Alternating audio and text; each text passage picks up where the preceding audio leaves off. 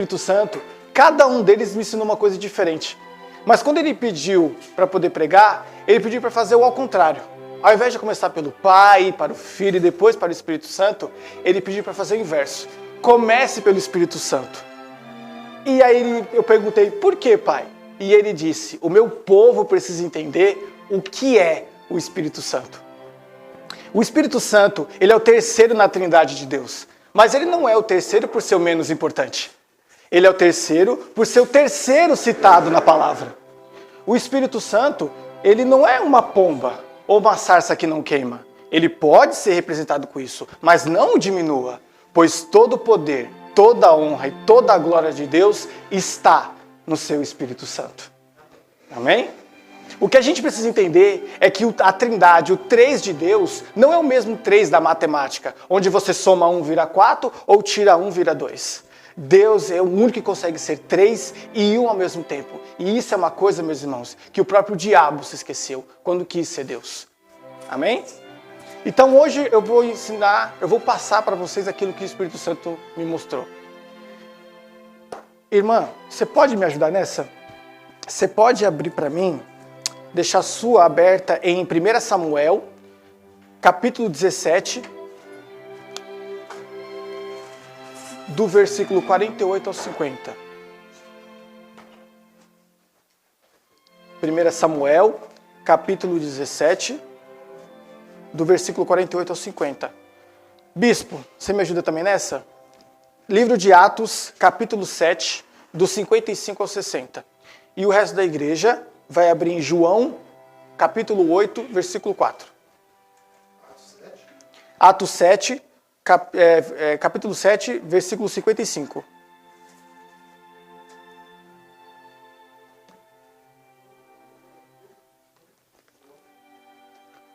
E o restante da gente vai abrir em João 8. Isso. Versículo 4. Vamos começar. Tá. Quando o Espírito Santo chegou até mim, foi quando estava num período onde eu estava recebendo muitas pedradas. Quem de nós nunca recebe tanto isso? Julgamento, condenação. E claro, nós somos humanos. A gente tem a vontade de retrucar, jogar de volta. E quando eu perguntei ao Espírito Santo por que não podemos fazer isso, o Espírito Santo respondeu: vocês precisam entender que o objetivo de Deus é tornar vocês herói do reino dos céus, não herói do reino de Israel. Eu falei, mas como assim, Espírito Santo? Ele disse, você não sabe que há 2 tipos de heróis na Bíblia? O herói do reino de Israel e o herói do reino dos céus. Quem que é o herói do reino de Israel? Irmã Tati, você pode ler? 50.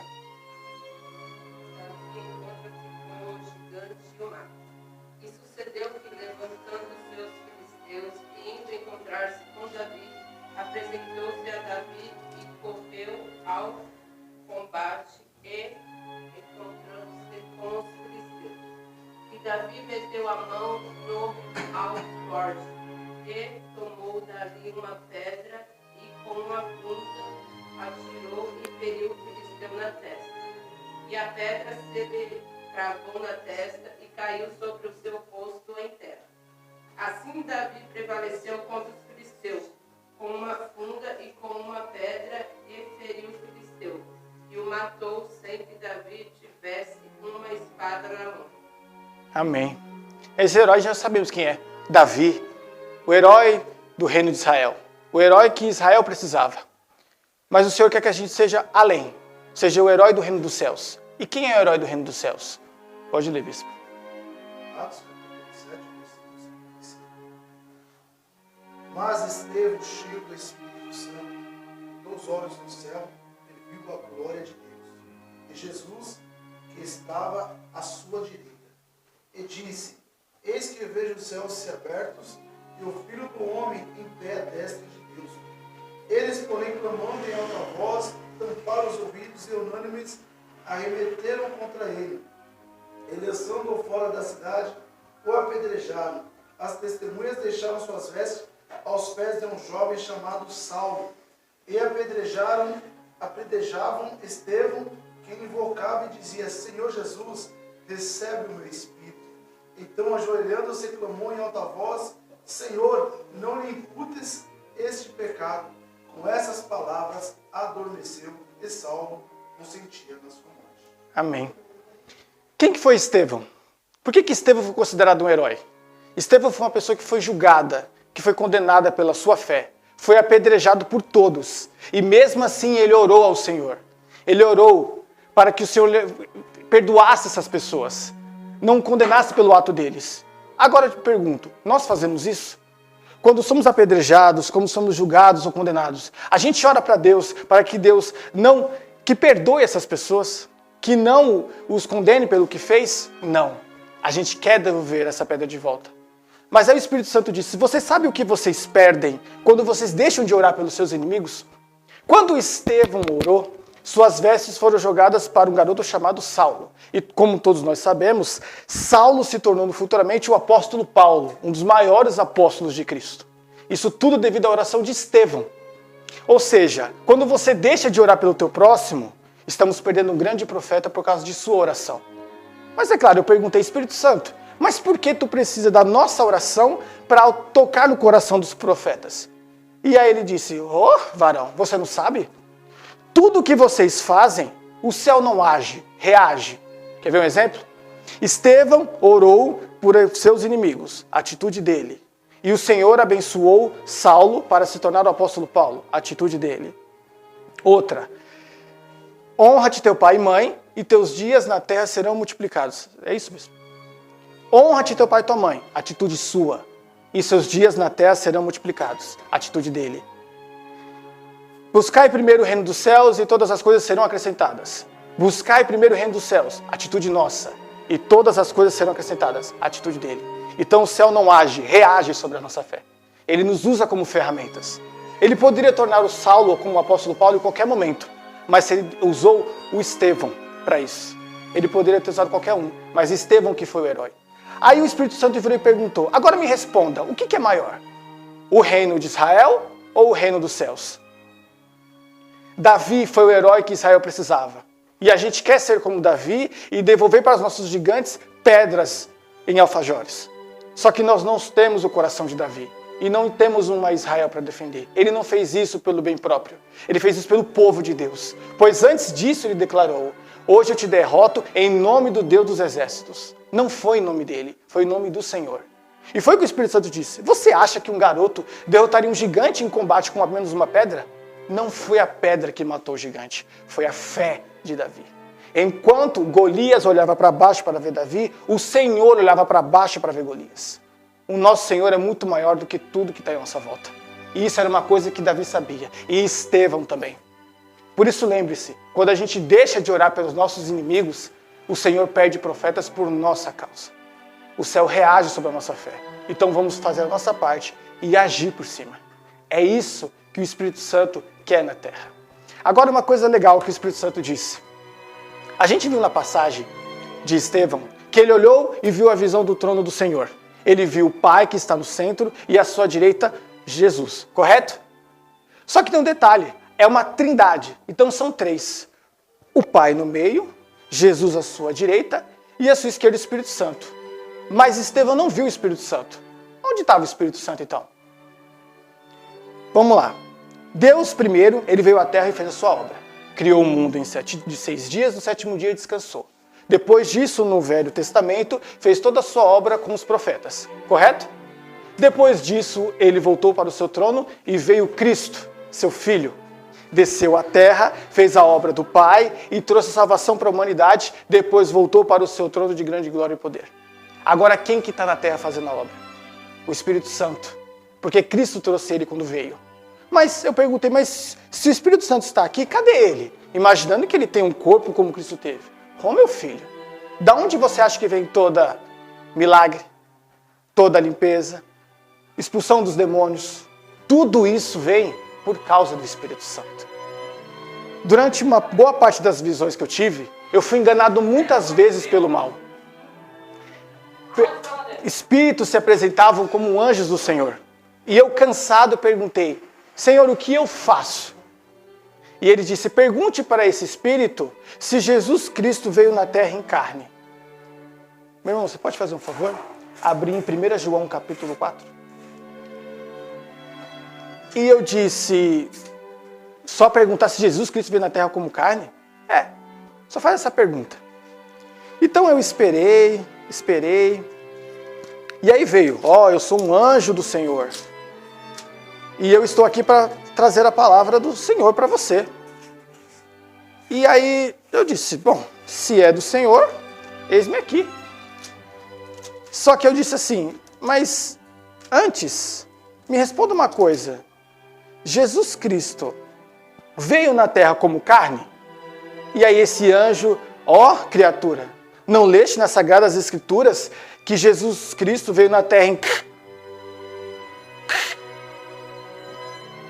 E simplesmente foi embora. E rapidamente eu fui para o Senhor. E eu disse, Senhor, o que aconteceu? Por que ele não conseguiu dizer? Meu filho, está escrito na palavra. Primeira Epístola de João, capítulo 4. Amados, não creiais em todo espírito, mas provai se os espíritos são de Deus. Porque já muitos falsos profetas se têm levantado no mundo. Nisto conhecereis o Espírito de Deus. Todo espírito que confessa que Jesus Cristo veio em carne é de Deus.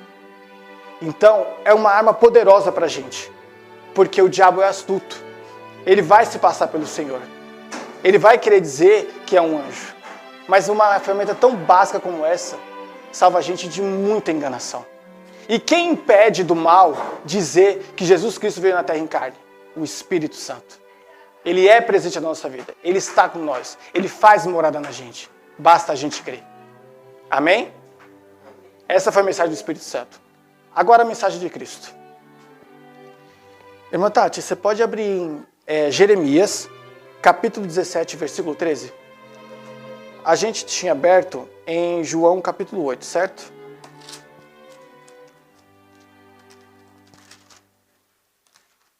A mulher adúltera. No versículo 4. E pondo-se no meio, disseram-lhe, Mestre, essa mulher foi apanhada no próprio ato adulterano, e na lei nos mandou Moisés que as tais sejam apedrejadas. Tu, pois, que dizes?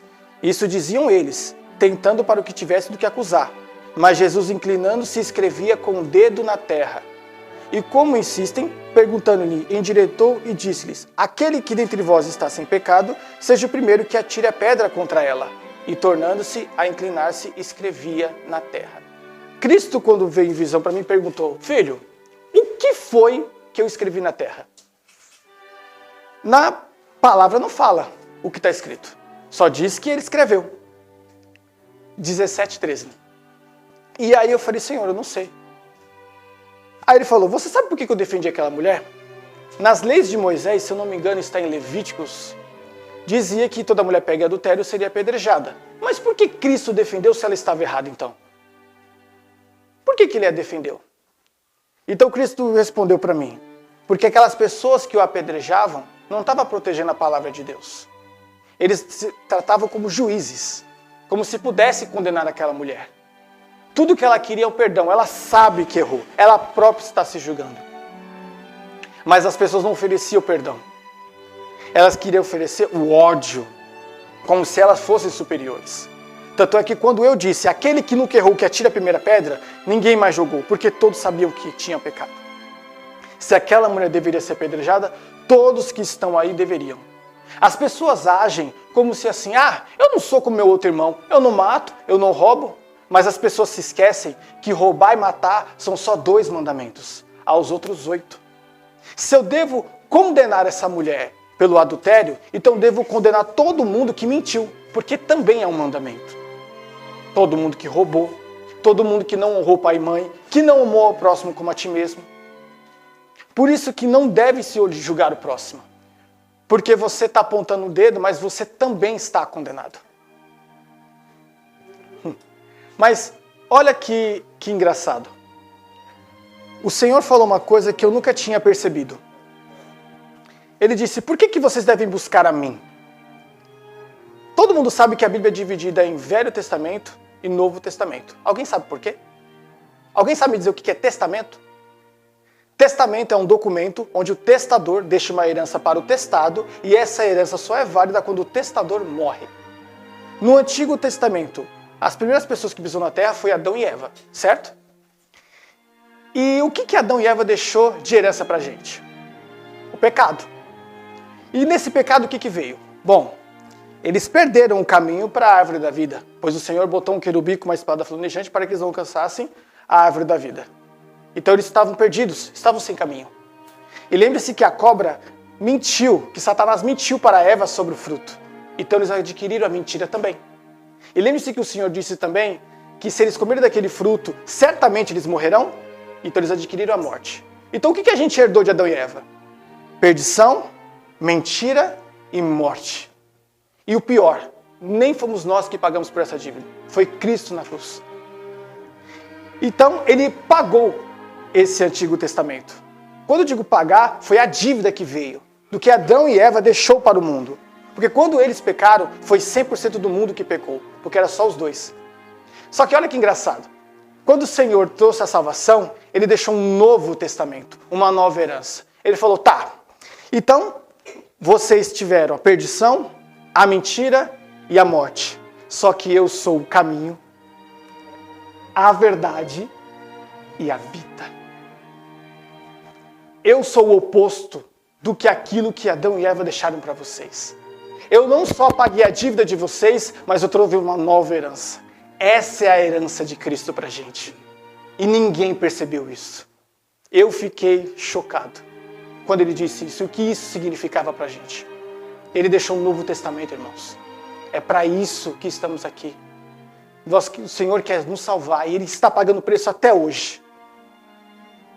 E Ele se tornou a nossa herança. Porque lembre-se que a Bíblia diz, somos co-herdeiros de Cristo. Cristo nos chama de irmãos. E é por isso que devemos sempre buscar a Ele. Porque Ele é o caminho. Nós perdemos tudo isso, mas Ele trouxe tudo de volta. E eu disse, mas Senhor, então se for assim, então nós não vamos julgar nunca. Claro, porque a justiça é minha. Quando o outro errar, não é você que aponta, mas é eu, porque eles erraram contra mim, não foi contra vocês. E quando eu escrevi o dedo na terra, eu cumpri a profecia do profeta Jeremias. Que profecia?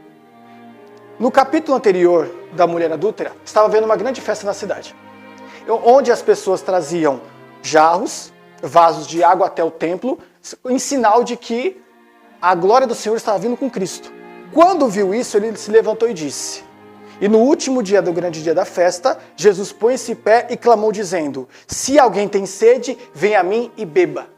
Quando ele disse isso, ele declarou que ele era a fonte das águas vivas. Porque se alguém tem sede de beber dele, não vai sentir mais sede. E quando ele disse isso, ele cumpriu a profecia do Jeremias. Qual profecia? Pode ler, minha irmã. Só o 13, só.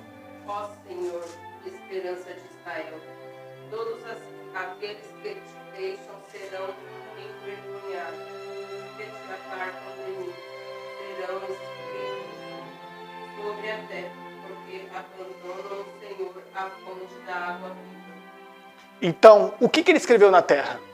Foi o nome daquelas pessoas que estavam julgando a mulher adúltera. Ele cumpriu a profecia.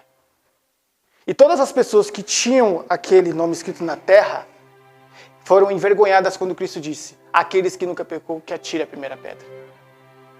E um por um, como diz, foi se afastando.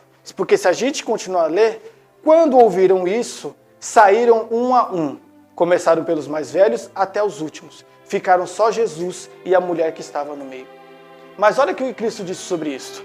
Filho, eu escrevi o nome daquelas pessoas na terra, não escrevi? Sim, tá. Tudo aquilo que tem o seu nome é seu. Certo? Seu carro está no seu nome, é seu. Sua casa está no seu nome, é seu. Se eu escrevi o nome dessas pessoas na terra, quer dizer que eu deixei de escrever em outro lugar. No livro da vida. Porque o coração delas estava na terra, tanto é que elas estavam com pedras na mão. Mas eu sou tão bom, porque nomes escritos na terra podem ser apagados com o vento.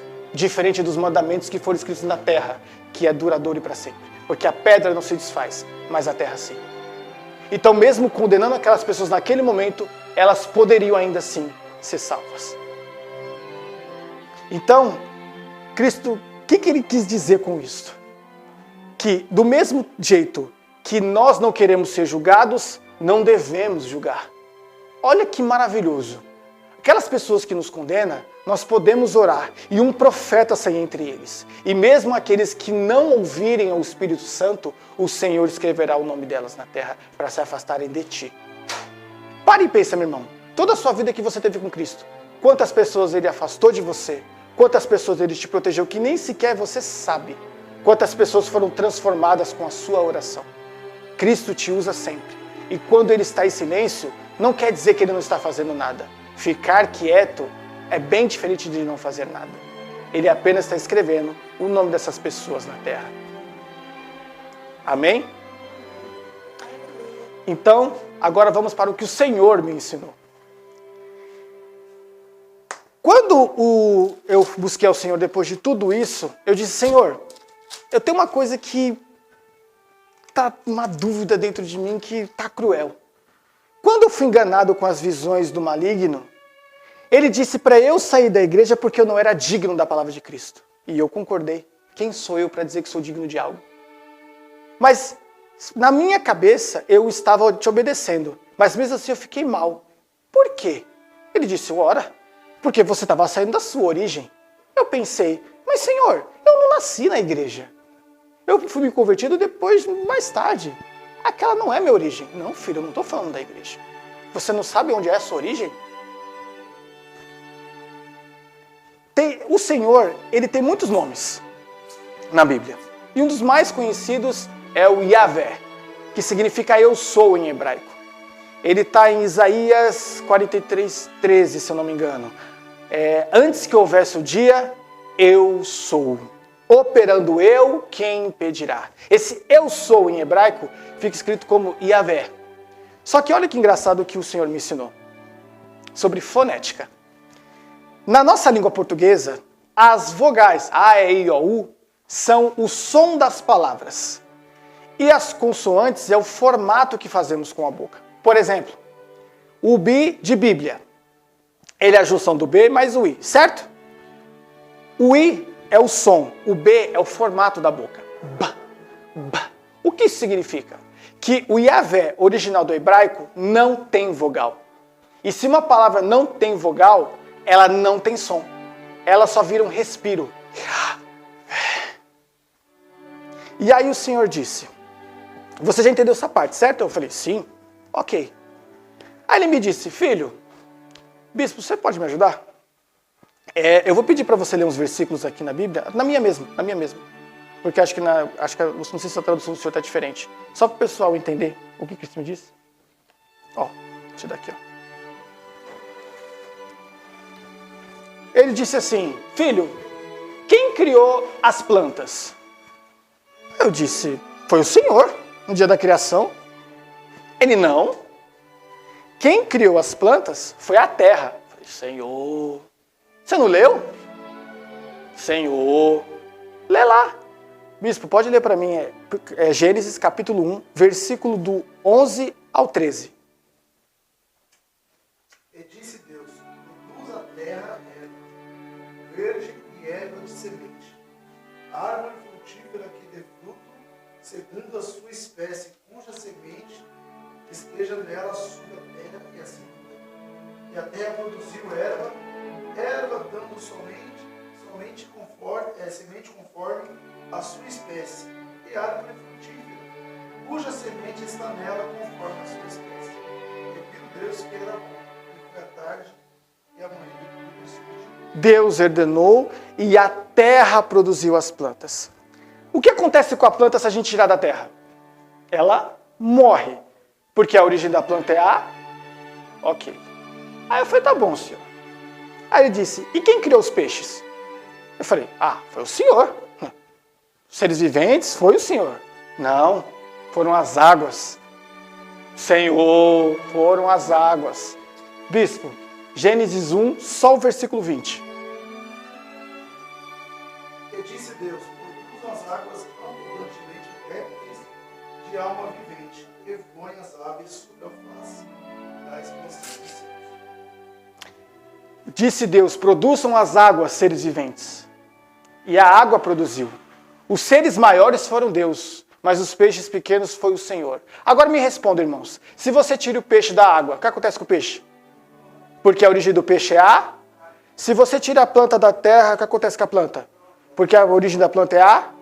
Agora vamos conhecer a nossa origem. Ele falou, filho, tem uma pergunta que eu quero te fazer. Bispo, lê para mim Gênesis 1, só o versículo 27. Do 26 ao 27, perdão. E disse Deus, façamos o homem a nossa imagem, conforme a semelhança, que domine sobre os peixes do mar, e sobre as aves do céu, e sobre o gado, e sobre toda a terra, e sobre o réptil que se move sobre a terra. E criou Deus o homem à sua imagem, a imagem de Deus o criou, macho e fêmea os criou. Ótimo. Esse é o versículo onde Deus conta que nos contou a sua imagem e semelhança. Bispo, agora Gênesis 2, só o versículo 7. E formou o Senhor Deus o homem do pó da terra, e soprou em seus narizes o fôlego da vida, e o homem foi feito alma vivente. Aí ele falou, filho, eu quero te fazer uma pergunta. Em Gênesis 1, eu criei vocês a imagem e semelhança. Mas só no capítulo 2 que eu criei o corpo de vocês. Entre Gênesis 1 e Gênesis 2, aonde é que vocês estavam? Se só no capítulo 2 que eu criei o corpo do pó da terra. Mas lá de Gênesis 1, eu já fiz vocês a minha imagem e semelhança. Onde é que vocês estavam? Dentro de mim. Tanto é que quando eu criei vocês, eu fiz o sopro da vida. Porque através do meu nome, que significa vida, e quando a gente assopra, tira algo de dentro para fora. Então, no sopro da vida, quando o Senhor criou o nosso corpo do pó da terra, Ele soprou nas nossas narinas e tirou a gente de dentro para fora. Agora, vamos lembrar a pergunta. O que acontece com a planta se tirar da terra? Porque a origem da planta é a? O que acontece com o peixe se a gente tirar da água? Porque a origem do peixe é a? E o que acontece com a gente se tirarmos do Senhor? A gente morre, porque a nossa origem é? Então é por isso que nós não podemos sair. Quando o Senhor diz, filhos, não saiam de mim, Ele não é um Deus déspota, que é um Deus mandão, que é o que os anjos caídos acusavam. Ou você fica comigo ou eu te condeno. Não. Somos como um peixe para Ele. É como se Ele fosse o oceano e dissesse, filhos, fiquem em mim, porque se vocês saírem de mim, vocês vão morrer. É isso que Ele quer nos dizer. Não podemos sair da presença de Cristo. Não podemos sair da presença de Deus. É isso que o diabo sabe e quer fazer. Porque ele sabe que quando tudo acabar, a gente vai morrer, como peixe fora d'água. Aí o Senhor disse, agora eu quero que vocês entendam. Por que nada que vocês fazem pode trazer a salvação? Mas se vocês não trazem, por que vocês ainda continuam? O que vocês precisam entender? Em Gênesis, Deus criou os céus e a terra ou a terra e os céus? Bispo, foi os céus e a terra, certo? Mas, bispo, você concorda comigo que o Deus tem o poder de criar os céus e a terra ao mesmo tempo? Mas por que Ele não criou? Porque os céus é referência para a terra. O céu é uma referência para a terra. Como assim? Vocês lembram da oração do Pai Nosso que Jesus nos ensinou? Pai Nosso que estás no, santificado seja o teu, venha a nós o teu, seja feita a tua, assim na terra como já é no... Lembra quando Cristo disse na cruz, está consumado? O véu se rasgou de cima para... Por quê? Porque a salvação do homem não vem da obra, da salvação nossa, não vem da obra do homem que está na terra, mas da obra de Deus que está no céu. Porque a referência nossa é o céu. O lugar que mais se adora a Deus é o céu. Então, meus irmãos, não esqueça. Tudo que passamos aqui é passageiro. Tudo que temos de felicidade aqui é só uma degustação do que está por vir. E tudo que é de ruim é passageiro. E tem uma boa. Porque todas as coisas cooperam para o bem e para aqueles que amam a Deus. Deus é o único que transforma as coisas ruins em coisas boas. Ele é a nossa origem. Ele é a nossa eternidade. E nós vamos voltar para lá acreditando e obedecendo a Tua palavra. Não podemos esquecer que Ele é o nosso oceano. Não podemos ser igual a ele. Peixe não tem como ser igual ao mar. Peixe nunca vai ser grande como um oceano, assim como a planta nunca vai ser grande como a terra. Mas ele é tão bom que entregou o seu filho para morrer por nós, para sermos salvos. Ele deixou de ser unigênito para ser primogênito. Ele deixou de ser único para ser o primeiro. Isso tudo para a gente não perder a origem. As pedradas são difíceis? São. Mas lembre-se do que seremos que nem Estevão foi. Porque eu sei o que é ter muito e eu sei o que é ter pouco. Porque tudo posso naquele que me fortalece. Apóstolo Paulo. Já não vive mais eu, mas Cristo vive em mim. Isso tudo aconteceu porque Estevão resolveu orar pelos seus inimigos.